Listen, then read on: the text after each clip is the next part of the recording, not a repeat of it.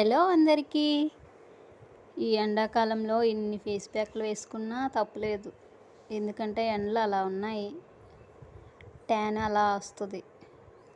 నేను టమాటా దానిపైన కొంచెం చక్కెర వేసుకొని స్క్రబ్ చేసుకుంటున్నాను.